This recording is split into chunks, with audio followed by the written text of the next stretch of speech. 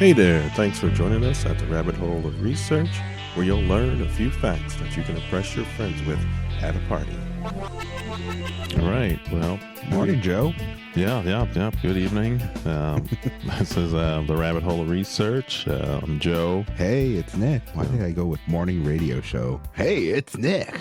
Yeah, right. Fresh in the morning. Down here in the basement studio, just hanging out. We're going to talk today. We're talking time travel. Just the two of us today here, Joe. Just the two of us. We did have a guest lined up, event. Maybe we'll have to travel back into the future and figure it out. I feel like it would have already happened if we would have succeeded with this because, time and all. We would have already seen the measures of it. Maybe. That's, you get into some sort of paradox there, right? I mean, I feel like that's the scariest part of the whole time travel is, will he get stuck in the loop? Well, right. I mean, or something like the grandfather paradox. Right? You know that one? No, go ahead and explain that one to me. Yeah, so that's the more common one. The grandfather paradox is where you go back in time and you happen to kill your grandfather or grandmother. So hence you've never been born. And so then you're kind of in this loop, then you can no longer exist. It's kind of a logical contradiction because if time traveler invents their own birth, then they wouldn't exist to actually travel back in the first place. Okay, I'm going to bring Futurama up again for the fourth episode in a row where Fry goes back in time and becomes his own grandfather. Right. Interesting. Yeah. It was. That's grandparent. I don't know. Yeah, it's like I'm not really sure the whole logistics of it all, but he definitely he got with his grandma, who he thought wasn't going to be his grandma. That almost happened in Back to the Future, right? Yeah. Marty almost got with his mom, right? Right. Yeah, they were in the car. Biff was coming. Yeah. It was the whole stage, and it just happened to work out, but it was a little bizarre there. I don't know what paradox that is. It's a modified grandfather.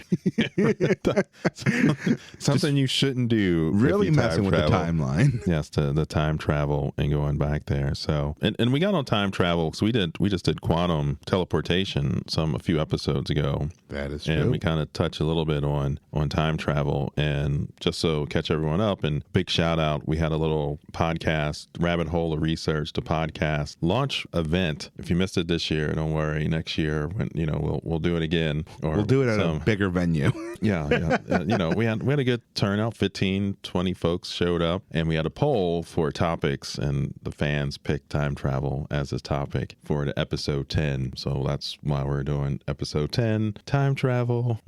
And if you guys like it more, we can start doing some more of these little polls and be like, all right, let's choose the Christmas episode in October. That is true. Yeah, we should admit we record ahead a little bit, so we're a few episodes. We got a busy schedule sometimes. Yeah. So life we get is busy and in the way. Do that, or sickness, or anything else that comes up. I don't know if I still sound congested to you, but I feel like I'm gonna end up blowing my nose and I'm gonna swing away. You sound like you've time traveled a little bit sometimes. That's what I like to call when I'm dying on my bed, being like, am I over yet? Is it over? Have I woken up and, Rip Van Winkle waking, going to sleep and wait? Rip Van Winkle. That's somewhat time travel, kind of in the prolonged sleep genre of time travel. Right before we got on, Georgia, she was like, oh, we should watch Some Place in Time. It's a 1980s movie with Christopher Reeves. And she was like, oh, that movie's about time travel. So Nick was on his way. And so I was like, we started watching it. And that was how he time traveled. I got to put spoiler alerts on everything since last, what episode was that? I got guilted into... I thought it was hilarious. It's like a 40-year-old movie. Go watch it. But the time travel mechanism was that he went to sleep and then thought about going back to 1912. And he woke up in 1912. And so there's a run of stories like that where the prolonged sleep, and those are some of the first kind of stories, like in 1770 by Louis Sebastian Mercier, the year 2440, a dream if ever there was one. This is kind of that fall asleep, wake up, and you're automatically 300 years in the future, but it only feels like it's been a good night's sleep for you, the traveler. And Rip Van Winkle was also 1819 by Washington Irving. He fell asleep, woke up like 100 years later, but it was only, like a night's sleep. And so you have these stories of this kind of prolonged sleep. And then even H.G. Wells people know him for Time Machine. Evil but Dead 2. He did When the Sleeper Awakes, just to throw that in before Nick gets into Evil Dead 2. Listen, they did the exact same thing where leading into Army of Darkness, he went to sleep in his car and ended up in the year, I don't know, sometime sooner than the present. He ended up in the past. He did. Didn't they do that? No, that was it Evil Dead 3 where he goes back? Army of Darkness. Army of Darkness, right. He falls through the time that some... Yeah. He goes into a portal and... Right. Time Baden style. Well, I mean, wait, didn't they have like multiple endings for Evil Dead 2? I think one of them he ends up waking up in the future or the past. I think was it at the end of Evil Dead 2 that he wakes up for Evil Dead 3 Army of Darkness? Yes. Okay, there it is. That's and that leads it into right. Giving it the definite ending. Yeah. But yeah, like I don't know. Time travel is weird. So when Time travel is weird. I mean, how else do you put it? It's hand wavium. It's that's how I'm putting it. I got my doubts. I mean, what kind of science research did you do? I mean, it's purely in the realm of science fiction. I mean, there's some path to time travel, but not really. I mean, I think that's it. So some of the ideas would be like wormholes. They're hypothetical. So a wormhole and a black hole are the same thing, or no? No, I mean, black holes truly exist. So wormholes are hypothetical passages through space-time. So it's this idea that if you have a 4D construct, so we live in a 3-dimensional world, and you also then have the 4th dimension of time overlaid on top of that, and you have like space-time that's kind of kind of this manifestation of this 4-dimensional space. And the idea then is that you could take that and can you fold space-time to kind of connect two parts of it together and go through it. And if you watch Event Horizon, a horror, it's like a ghost ship in space. So they were going to send this spacecraft, Event Horizon, and so the Event Horizon is the point on a black hole, the point of no return, essentially. So with the black hole idea there, the gravity is so strong that nothing can escape out, even light. So light that can travel as fast as it can, 100,000 miles per second. It's not even fast enough to escape the gravitational pull of the black hole. And so the Event Horizon is that point of no return. And so the idea was the ship had a Gravitron 3000. Was it Gravity Drive? It's a gravity drive. And they went, and so it would create this kind of artificial wormhole or black hole. It would create an Event Horizon event. An Event Horizon event. And then forward to some place in some other galaxy. And essentially the ship, they power the drive up, the ship disappears, and then it comes back. And everyone... It's all quiet. So they send another ship with the scientists there, and then it's really like a ghost story, and you have this thing. And so there's kind of this idea of the wormholes. Yeah, the wormholes you travel through.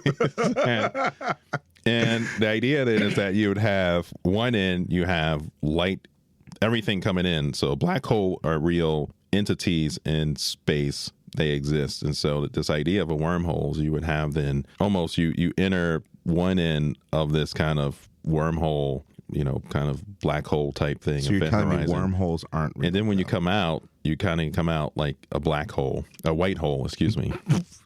And so you go in a black hole, and then you come out the hypothetical white hole. Yep. And that would be a different point in space and time, right? And so you would have, and kind of the idea there is that as you go, because you're accelerating so fast, that time would move more slowly at that end of the wormhole compared to the other end. And so everything would kind of remain stationary in this kind of weaker gravitational field, kind of just normal time. Then you would slow down. And when you come out on the other end, then you've now moved a great distance. So, you've kind of time traveled, because time travel definition is that you're moving from point A to point B through time. All right. So does that make sense? I don't know. I mean, sort of. It's as much sense as it can. It's all hypothetical and hand waving. It's not, kind of, but that's the idea. And in the movie Event Horizon, I bring it up because he goes, what's the shortest distance between 2 points, right? And you would go point A to point B. A straight line. Oh. Right. Yeah. Straight. Yes, point A to point B. He's like ready for the SAT here.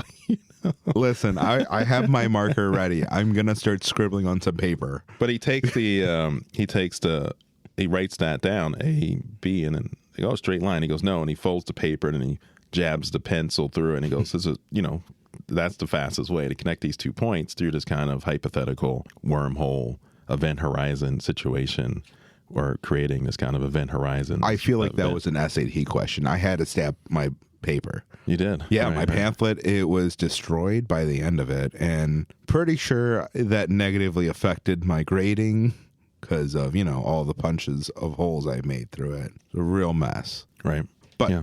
all right, Go. to your question, or to your definition of time travel. Does time loop, is time loop considered time travel then? So, Yeah, I think you can, like Groundhog's Day. right, Groundhog's Day. That's right. Yeah. Like, would Yep, that be yep, considered yep, a time travel movie? Yes, it is a time travel movie. Like, He keeps repeating the same day, so you're essentially traveling back and reliving the same day. So that would be the definition of time travel. so then Final Destination is a time travel movie with that logic, because it is deja vu, preventing events that happen, creating an alternate timeline to where they don't die in that plane. They don't die on that roller coaster. There's a Right. lot of dying, but Yeah, no, right. I mean, it catches up to them. That's the same, right? That's the idea. But then that gets into everything's fated, right? That you go and you stop something from happening, but then it happens anyway. And so it's kind of like this thing is fated anyway to happen. But I was going to say, there are these, you asked about loops, at least closed time-like curves. They're kind of these theoretical constructs that you have, you kind of can come up with different solutions to the equations of general relativity that allow for paths through space-time that loop back on themselves. And that's what you were talking about. And so you would have this path in space-time that, if followed, would allow an object to return to its own past. So that's kind of, I think that's the hand wavium that's kind of that they're using for that your like a ground. Word of the day? Yeah, well, I've waited 10 episodes to unleash hand wavium I this feel much. like it. Like, And so hand wavium is, I use it in the newsletter all started as a newsletter. It's episode 10, so it's kind of like you feel nostalgic. I don't know. It's like just 10 and we man, did do you it. remember how young we were when we started episode Way 1? back. All those 9 episodes ago? Man, but- just children. But hand wavium is kind of a fictional device used to make some sort of logical fix, kind of like, oh, if only we can get our spaceship running again. And then you go out and you go, look, here we found mineral X, and it has, it can get to, 1.2 megajoules of power or something. And that's going to help us blast off. So it's kind of this, it's a hand waving. And because it's science fiction, you got to add the, so hand wavium. Kind of there. So I'm not gonna lie. I think video games use this so often to where, like, oh yeah, you're on this undiscovered planet fighting these aliens. Oh, guess what? You just walked into a bunch of ammunition that you need for your exact weapon. Good job. It's like, well, if this That's place has exactly been never, explored, then why is my ammunition here? Who's leaving Right. all this random shit for me? Well, yeah, right. And that's, the video game wouldn't be so much fun if they didn't do that, right? I mean, that's debatable. Having to switch off random weapons. I think that would be cool. Or Yes. just have it just a straight, like, scavenging and finding random things. Right. I think that would work. So, yeah, the other thing we talked about, prolonged sleep, and now we're touching a little bit on backward time travel. That's pretty interesting also. And I found, I don't know if this is the first, but just kind of looking up things. One of the first was this Chinese novel titled Supplement to the Journey to the West, about 1640 by Dong Yi. Features magical mirrors and jade gateways that connect various points in time. So that was kind of like the first reference to backwards time. Because there was other references in history and even kind of a cultural kind of context in different cultures, Arabic, Japanese. You can even say Charles Dickens' Christmas Carol, 1843, with the mystical time travel in both directions. So we have sleep, we have machine base, mystical or divine time travel where you go back, I wish I was never born, and then I'm drawing a blank on the Christmas movie. A Christmas Carol Is that a Christmas Carol? Is that it?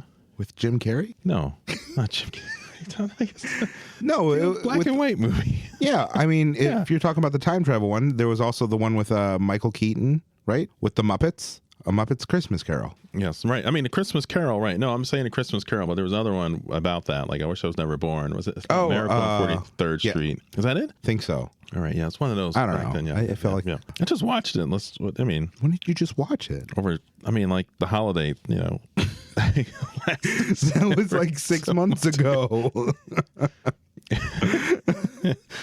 I just watched it. I time traveled and I went back. Yeah, no, that was there. So, and then, Machine, kind of the first kind of time travel. There's kind of two time travel, because I'm always fascinated. I think that time travel is fun to write about. Not necessarily about the science, because I think, like we said, the science is hand waving. Have another shot, guys. Yeah. We're going to start a drinking game every time Joe says hand Story waving. notes and hand waving. But space time will be in the notes and stuff like that. But in the show hand notes. waving him. But H.G. Wells' Time Machine, the story was originally written in 1895. And then there was a movie. I don't know when the movie was, in the 50s, I believe. And Probably. So I just remember that with the Morlocks, he goes in time. He has that machine, and he travels in time. And then there's the Morlocks were underground, and then there were the people on top. And so that the culture, like, they were like kind of freezing. He falls in love, and then he has to go back. And then he takes, like, my favorite part of the movie was at the end. They come in like, oh, where's where's he at? And they follow, oh, he moved the time machine. Because he got back and told this fantastical story about going in time, and no one believed him. So then his friends come to check on him, like intervention, and they go, he's not here. And then they see all these, the machine had, these kind of drag marks to the last place where he saw this woman he fell in love with. And then they look at the bookshelf, and there are 3 encyclopedias missing. And this was back in the day when you had like Encyclopedia Britannica. And for the kids who were too young, there were books you had that had all of our information curated in them from A to Z. And, there was 26 volumes. And, man, is that it? That seems a little sad. Like, only 26 volumes? 26 volumes. Everything a man knows. It was like, 26 volumes. The A volume, the B volume, the C. It was just written down. And they actually combined a few volumes at the bottom, like it was XYZ, like they just didn't have enough, to fill those in, like, so it was when was this? Like 100 years ago, right? Like, it's not.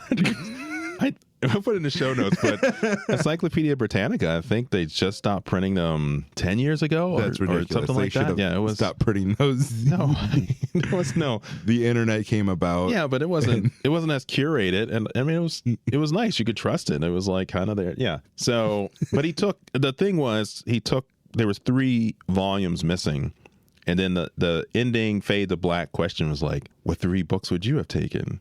And I always thought about that. If you're going back in time, what 3 books are you taking with you? And these days, hold on. So to your point, there's no more encyclopedias. So you're going back to help a people in time who are less technologically sophisticated, and you want to go back and help them get started with their civilization, or forward in time. What 3 books do you take if you now no longer have informational books on your shelf? So you're mocking the Encyclopedia Britannica. I'm going to go ahead and say this. There's very few times in the past that I would want to go to. A future. You're going to the future then. You're going to the future. I'll be dumber there than I am now. But you can take books with you. You can take a few books with you, few selected kind of. These are going to be millions of dollars when I get to the future. Like, going to the past, like, let's be honest, we're 2 people of color. A lot of time in the back then, we got the shit under the stick. Yeah, so it's always also where you're going. Exactly. So I think it'd be kind of fun. I wouldn't probably want to live there for the rest of my life, but like go back to Harlem during the Harlem Renaissance. I think that would have been like very. I think it would have been rough. I think there was a lot of stuff going on that I can comprehend, but I've not lived that. But it seemed the cultural part of it. I can spend a night at the Cotton Club or whatever. Take I think that would be it, and then I get my butt back into my time machine and come back. Like I'll do it. But you're right. There's probably not a lot of times that you can go to and maybe I'd go back to where like, all right, Bitcoin's starting off. I'm going to put this all in my bank. Yeah, but you could. I mean, could you work out a scenario? That's where taking these books with you, where you are, you're one of the smartest people there. and use that. So you could go back far enough where you potentially can. Change all of history. Yeah, I Like mean, right. Bishop That's right. tried to do in the X-Men. Bishop Like and the X-Men. I was gonna. Yeah, that kind of backfired too. Like nothing good happened Well, out I mean, of that. you had. I mean, right. You had Kitty Pryde. I mean, they all kind of had innate. And see, that's the last one is innate human abilities to time travel because they all had. They didn't need machinery to time travel. They could. I think they could just go. I believe Bishop had the wristband. Yeah. But I think it was coded to him, right? I mean, because of technology. Right. But Kitty Pryde could time travel, right? Without. Am I wrong about that? I believe you're wrong about that one too. I thought there were a few. I thought who Kitty could. Pryde can phase through things. Yeah, but that's like the Flash, right? He gets time travel and Superman because of that. So I think she can innately phase through without being super I fast. could be right? wrong. I could be 100% Look that up. wrong. We'll put that in the show notes. Yeah, we'll just Those two, right? Because they can, right? So Superman, the Flash is kind of one, and all the Flash iterations, kind of there was like a bunch of different Flashes that popped up from the multiverse, I guess. I don't know where they all came from. who knows? Yeah. But no, I think, and then I was just saying, time travel markers in my life, like I don't know, the flag posts of my life. I'm going back. But the 3 books, think about it. Let us know if you got what 3 books you would take. Well, what would you take? I'm taking a Country Wisdom. You guys knew it. If you listen to the zombie episode, you know I'm taking my Country Wisdom. It's right here. So that's book number 1. See, but how fast would you die there too? Because of all the diseases that aren't around anymore. I'm going to wash my hands. Are you gonna have your own little hand sanitizer that's gonna kill everyone there? That's gonna be it. It's like you need to wash your hands before you do that, sir. Can you give me surgery right now? I know you just had your hands in a cow, but just get up in these guts. Hand washing probably, and an understanding of how, depending on how far back you go, that's understanding that there are organisms Witchcraft. that we can't see that are microscopic and how they impact us and grow. The spontaneous, generation theory. They're gonna burn you because you're a witch. That's, I got to have the time machine handy, but that goes to my next. The book was Let the Ants Try. Oh, who wrote that? Oh, I'll get it. But it's a short story. And I think we talked about this in the giant. Did we talk about the giant animal so. one? Yeah. If not, it was off mic. Yeah. So, but that story there was one of the ones where he scooped up the ant and there was a nuclear war, built a time machine. The government wanted it. Like, we want your time machine. And he goes, you know what? Humans made a mess of it. And then he took the ant back to before animals, so prehistoric times. And then he heard a scream. And read the story. It's really cool. And then he goes back to his time, and it's totally different. There's like big cavernous structures and everything. And then he's like going, and the ants are like huge. Like they're now the dominant species on Earth. Read the story, blah, blah, blah. He goes and he gets back into his time machine because he realizes he made a mistake. He has to kill the ant that he planted. And when he goes back, he sees himself, and he's about to yell out when another time machine comes, and the ants get out and grab him. And the yell he heard at the beginning was him yelling at the there. So I spoiled it. Sorry. I'll put that in the show notes if you want to read that story. Let the Ants Try. It's good. I think, and I was going to say, what I like about the time travel stories are the paradoxes, these loops that happen. And if they're done well, you kind of have this thing that happens at one point. And that's even more interesting than the science, is how, if you have this loop, how do you actually think your way out of it logically to actually solve the mystery of what's happening? Honestly, like you get to so many like predicaments with time travel though. Like that story alone is like, all right, you're really fucked up, and now you really have to try to figure out how to do this without already having the technology in the ant's hands. And you go down a path of, all right, this has already happened. It's not going back. Or the ants don't, like in that story, they had to figure out how to make the time machine. So you also believe you have technologically superior. Or could they have also just seen his time machine and like, all right, you just backward or what is it? Backwards reconstruct or reverse engineer. That's the word. You and your scientist words. There it is. So I'm good for something on this podcast. So stumbling through space time here, because I already declared I'm not a physicist, and that was our guest was going to be. When did you say you weren't a physicist? In the teleportation episode. I thought you said you were a physicist. No, Why are we doing this? I'm a biologist. You know who I'm giving you a bunch of opportunities and you haven't taken them. So I wanted you to talk a little bit about Dr. Doom and his time travel exploits, right? Because He goes time traveled, so right? wild. That's all right.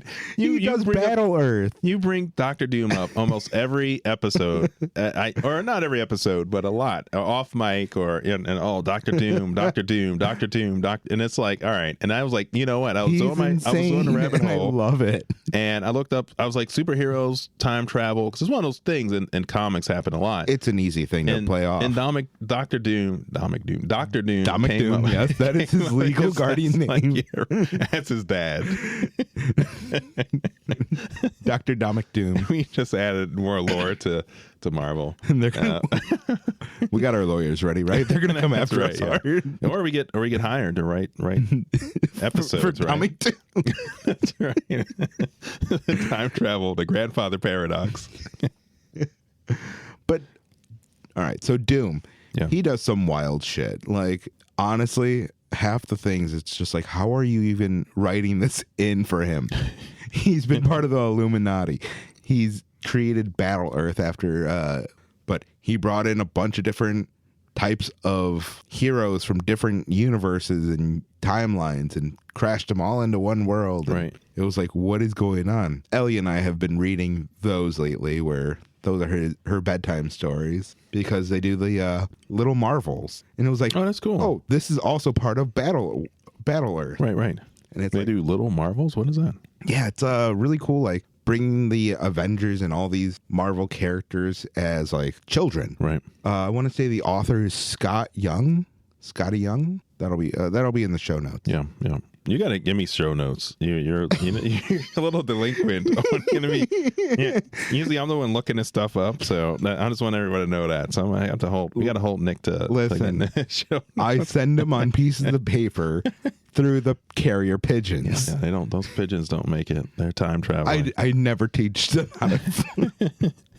These aren't carrier pigeons. They're carrying something, and it's not those slips of paper. Is that not how this works? That's not how this works. You just get some pigeons you find on the streets and be like, take this to Joe, and they're supposed to. They don't do that. Joe All right. So I mean, let's. I do have another form of time travel. Oh, go for it. Alien. So I was watching Edge of Tomorrow. I think that's the one with Tom Cruise. Yeah, that sounds right. Yes. And he went to war and he killed an alien as it killed him, and its blood went into his blood, where this species of alien have the power to go back in time and relive the day if they die. And yeah, they had a central nervous system like that controlled all of them. I thought it was really cool, because that's where I got to the whole like time loop. Is this being like time travel? But it also felt like it was one of those things where, what would they have to do to evolve to have this as a power? Where do you think this would come from then? Because if it's in their blood and they die that day, they can relive it. Right.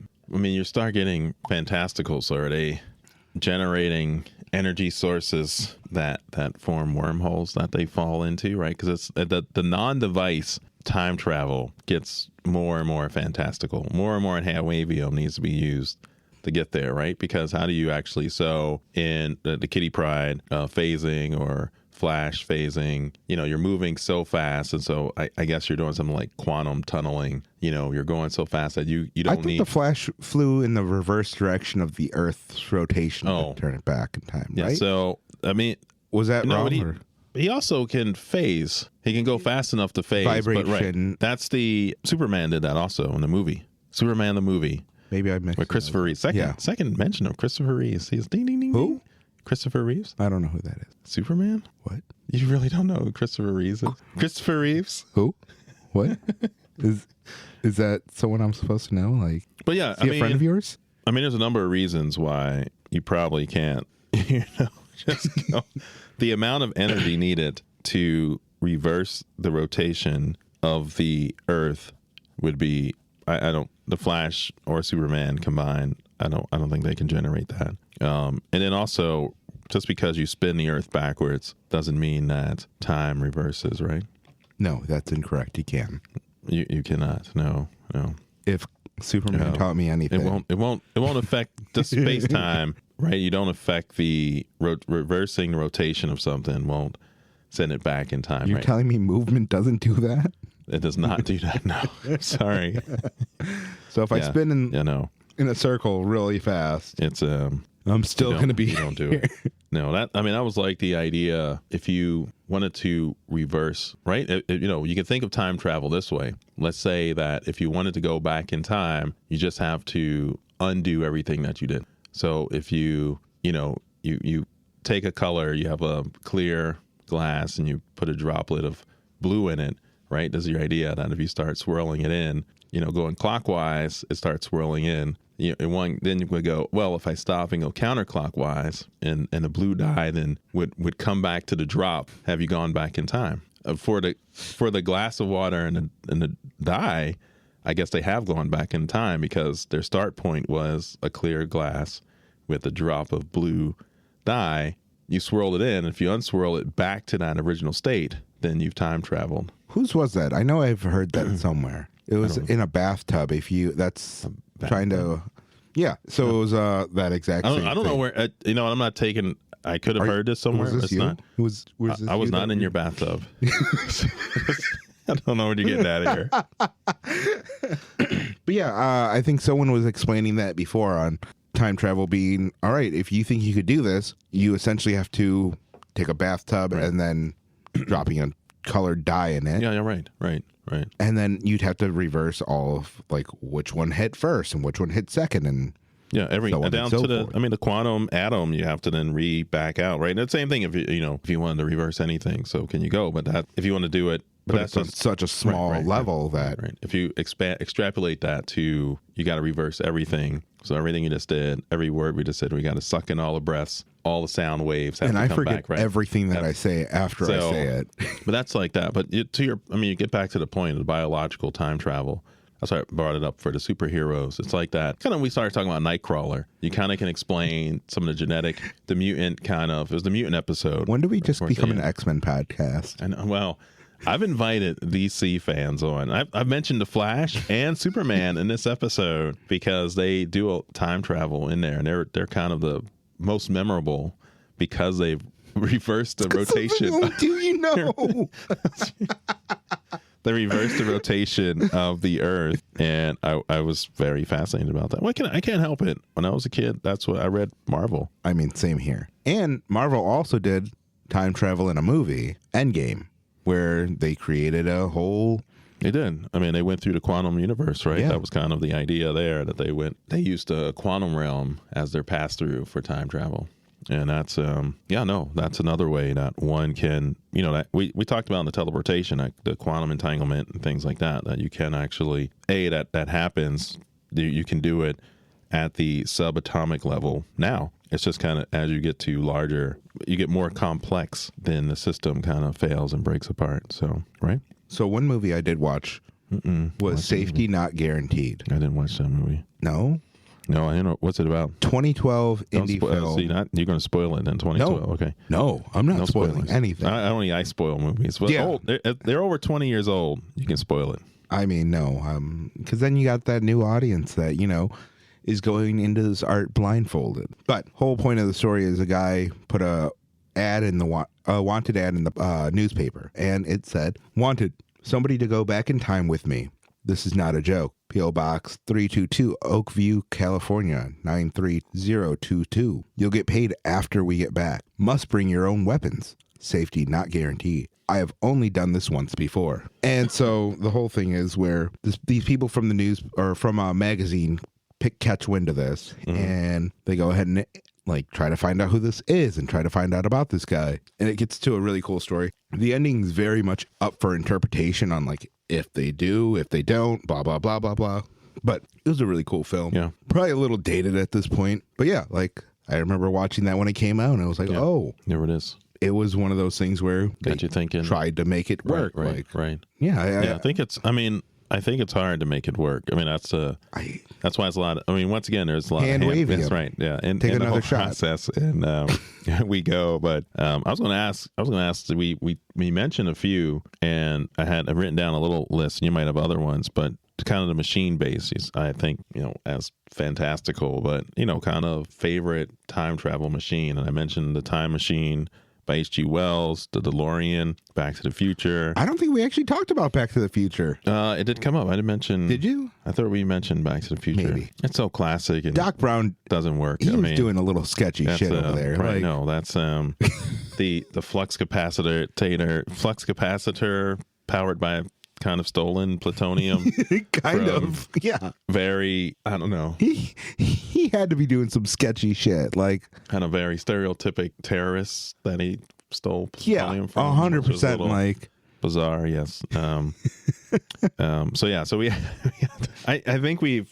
I in the show notes, I forget which episode, we have the whole kind of the questionable things in Back to the Future with this. So we've had this topic already. So let's move forward. We know everyone knows what the DeLorean. All right, I'm not spoiling nothing. You know what the DeLorean time machine is. Go watch some movies. You know, it's not that bad. Then we have the TARDIS. Doctor Who fans out there, gotta give you a little shout out. I know some of you are listening. And then you have Doctor Who. Okay, I'm moving on. The TARDIS, you know what that stands for? Go ahead and refresh my memory. I don't want to insult the Doctor Who community. I got this right. With the time and relative dimension in space, TARDIS. Yeah, that sounds right. Yeah, time machine disguised as a British police box, right? You know that? I mean, who's not in fear of that, right? It's bigger on the inside. Okay, and then we have wiki for that. We didn't have then you have time displacement equipment. To Terminator, they used that. In X-Men, Apocalypse, he had time displacement equipment. Galactus had time displacement equipment. To kind of move through. So, do you have a favorite? All right, hold on. I'm going to add to it. No, I mean go to an add-on, and then do you have a favorite? And this is something, listeners, if you got a favorite machine, I mean if you got innate ability. If you want to go with that, throw it in there. But I'm gonna stick with machines, And is there a favorite time machine? Because it through sci-fi, fantasy. Planet of the Apes also had time travel because you're absolutely right. Yes, they were in a hypersleep. Yes. Right, but I don't know if that was that's kind of they were supposed to come back. Right, it was supposed to be a quick mission. Yes, there and back real quick. They came back and it was the future. No, and I mean, it almost felt like what category would you put that on? Well, it was a machine, and I don't know but that wasn't their sole purpose for that. That wasn't, right? But I think the idea of their spaceship was that they were traveling, and you get into the twin kind of paradox, right? And so that's the idea. Yeah. Where you have one twin stays on Earth, and then the other twin travels like at light speed or relativistic speeds, light speed.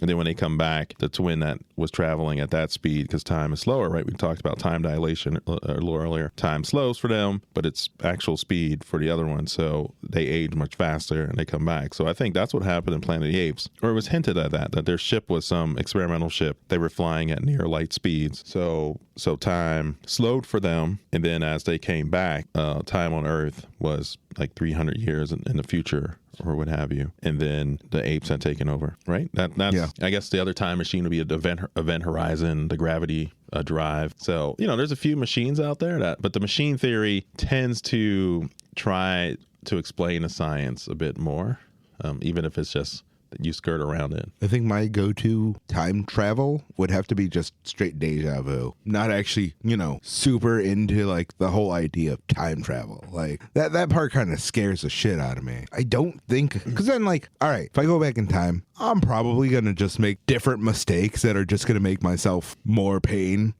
Right. Like, is there a time in your life where you're like, you know what? Yeah, this is where I'm going to fix it. But then I'd find a different way to fuck it all up and just really, really give myself hell. Well, I mean, I think that's that idea that... And then I'd have to go ahead and do it again. That fated idea that when you go time travel, even if you go back, you try to intervene, your intervention then still leads to the original kind of issue that happened, the outcome that was there. So that's another paradox. I'm trying to think. There's a bunch of these kind of that were very interesting. Oh, the pedestrian predestination paradox. Oh, I should have thought of that one. Yeah, the predestination paradox, or as a causal loop. And it happens that your actions in the past inadvertently contribute to the events that you were trying to prevent. So no matter what you do, you keep going back. And there was actually a really cool Spike Lee movie, a short that came out like 1920. Man, are you traveling in time again, Joe? Yeah, right. I'm trying to spoil it. Come on, man. It was 2021 one. It was during the pandemic, I think, on Netflix movie. See You Yesterday. That was it. Yeah, it was a Netflix movie. I'm glad you told me because Georgia was trying to tell me about this movie and then Yeah. never ended up giving me the name of it. And I'm like, it was really cool. That was really a cool movie. See You Yesterday. Yeah, and that was 2019. That was 2019. So before the pandemic, actually. I don't know if I just watched it because I had nothing else to do during the pandemic. So that one was cool, and that was that whole thing that you keep going back trying to fix something, but every time you go back, the fix seems to work and then it fails again. That kind of predestination kind of paradox that no matter what you do, you're going to cycle through. But then that also then tethers into kind of the parallel universe or, kind of theory also that you go back and there's already many universes lined up where you've made these decision trees have already been played out. And so as you go back in time, you're just experiencing that decision tree that you've already been down. Right? Does that make sense? yeah. Actually, that one probably makes more sense than most of the time travel. There it is. I fixed it. Multiverse is the only way I'm able to get into things. I'm like, yes, I you're feel like I multiverse. gotta man. go. Another MCU reference. Time travel. Yeah. Like, the multiverse is like, all right, that makes more sense because if it happened in this universe and that one's a parallel universe, but slight differences, Right. Right. having these various. The idea is, can you slip? Can you actually? I think forward time travel is more interesting. Like, I agree. If I was going to do time travel, I would go forward more so than backward. You think of the wormhole and things like that that goes to the white hole. Reading about that, it was interesting. Like, you got the throat. That's the space between the black hole and the white hole. Yep. All right. Well, Oh, you know what's another time travel movie I just thought of like 2 seconds ago? Adam Sandler's Click. we had the rewind function. Yeah, the How'd you watch that rewind, movie? fast Yeah, forward. Right. I don't know why when you were talking, I was like, yeah, you know what? Adam Sandler was in a time No, travel I mean, movie. right. You get those to sleeper on. Like you brought up Groundhog's Day. You got Christmas Carol. You have these movies where time travel. There was another one about some hotel. It was kind of like a Groundhog's Day one. There's been a few like that where you just repeat a day and you try different things that faded. To your point, that faded kind of predestined loop until you get to the right path that releases you off of that loop. Which honestly, I think. kind of would be down for that one because you're not aging. You're just staying in this one loop until you figure shit out. I think the problem is if you guess wrong, right? So let's go to Groundhog's Day. Bill Murray's there in his loop, and he's going around. Phil, I think his name was Phil, right? Because it was the same name as the groundhog. And you're just going to that loop. Eventually, you're doing different things and trying things. But what if the day you try the thing is the day that you're released from the loop? So you go and you spend all your money doing And you try to X, Y, kill and Z. yourself that day too. Right, and that's it. And then the loop's in. You're kind of like, well, you didn't. You only had 10 loops, and that was it. I think that's the risk there. Is that you don't know then if you're really looping or if this is the end of the loop, and that's becomes fascinating. Honestly, I think I'd be cool with that because then you're just living with your consequences no matter what. And once you continue the loop, you already have all those memories still of all the terrible shit you've done because he did terrible shit during that. Like, Yeah, I think right. I don't know. Yeah, I'm not going to go down that loop. I mean, he can. you're not going to go down the loop. I'm not going to go down. You're not going to go down that hole. I'm not going down that hole. White hole, black hole. Oh, come on, No, you Joe. don't go. You Joe. go in. You go in the black hole, out the white hole, and down the rabbit hole. All right. What were we drinking? Nick and I. So we're gonna wrap up here. I kind of forgot about So I'm almost done my beer. But Nick, you can read it off. Read it off. Bottle Logic. We have Leche Borracho. I don't know, man. Yeah, it's a barrel-aged spiced imperial stout. Yeah, it was aged in tequila barrels, right? I was like it's good. Yeah, really ancho, pepper, cinnamon, Yeah. tequila, and bourbon barrels. Yeah, 2022. Time travel. Time travel in a bottle. I Yeah. mean, if you want to go down that route, all of those barrels of wine are time traveling here. Well, after you drink the wine, you're time traveling. Yeah. How drunk are you getting off these things? How much wine are we drinking? I don't know. I think that's a different episode. I mean, I'm going to leave you on this one. Like, is driving a car considered time travel? Is driving a car considered time travel? You're getting from point A to point B faster than you would be walking. I mean, I guess, yes. I mean, it's not sexy time travel, but yeah, I can see that. No, you're right. I mean, like flying an airplane versus driving. So if we were going to Vegas and you decided to drive and I decided to fly, then essentially I would get from point A to point B faster than you would in our modes of, right? Because that's forward time travel is just near, right? That's the event horizon. Near, you're going faster, I'm going faster, you're going slower, or I'm going slower, you're going faster, depending on who's observing who. And you then get someplace that's a different place at a faster time. Time travel. Point in time. All right, I think that's it. We shouldn't wrap this up. Getting a little silly. I think we're done almost done beer. You know, our beers. We went down those holes, Joe. The black hole and came out that white hole. Indeed, we did. Thank you for joining us. This episode 10, kind of fun, and hopefully you'll stick around. I think we lost everyone. Yes, yeah. Or time travel back to a simpler time. All right, peeps. Thanks for joining us, guys. Cheers. Bye.